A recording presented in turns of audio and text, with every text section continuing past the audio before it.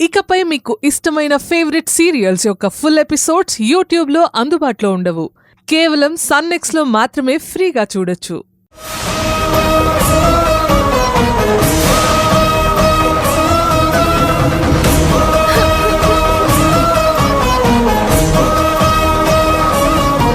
శాంతమ్మా, అమ్మా, ఎవరో పిచ్చివాళ్ళొచ్చారు. నేను ఆ తర్వాత అంత వివరంగా చెప్తాను. సరేనమ్మా.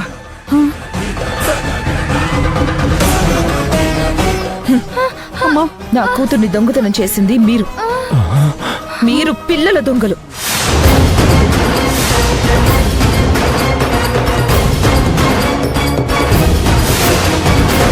మర్యాదగా ఇక్కడి నుంచి మీరు వెళ్ళకపోతే పోలీసుల్ని పిలిచి మీరు చేసిన పని చెప్పి జీవితాంతం మీరు జైల్లో ఉండేలా చేస్తాను.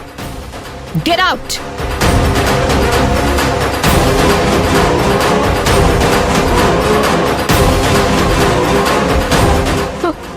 అవునమ్మా, పాపను తీసుకుంది నిజం.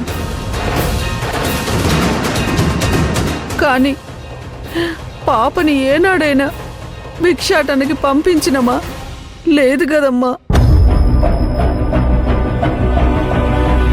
పోనీ ఎవరికైనా అమ్మేసినమా? లేదు కదమ్మా. మా రక్తం పెట్టి అమ్మా,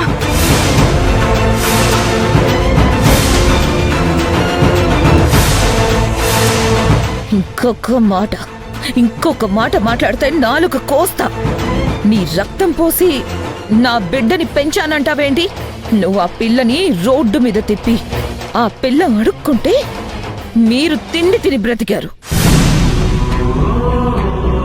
సుఖంగా బ్రతకాల్సిన నా బిడ్డను దోమలు, ఈగల మధ్య గాలి కూడా సరిగ్గా రాని చీకటి గదిలో పెరగడానికి కారణమయ్యారు. నా కూతురు ఎక్కడికి రావాలో అక్కడికే వచ్చింది. ఎవరితో పెరగాలో వాళ్ళ దగ్గరికే వచ్చింది.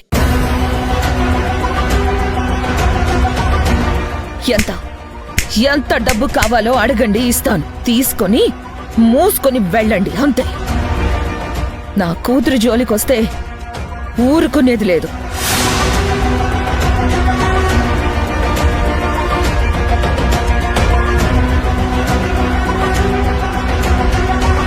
అమ్మా, తల్లి ప్రేమని పైసలతో లెక్కగట్టకండమ్మా.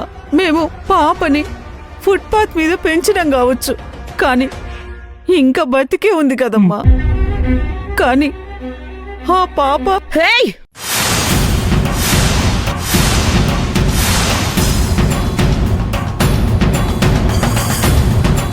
ఎంత అవసరమో అంతే మాట్లాడు. ఇంకొక అక్షరం వద్దు. 9 నెలలు మోసింది నేను.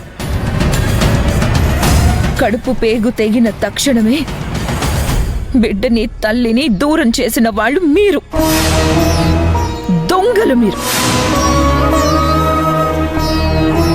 నా కూతురు అంటున్నావు కదా, సిగ్గుందా మీకు?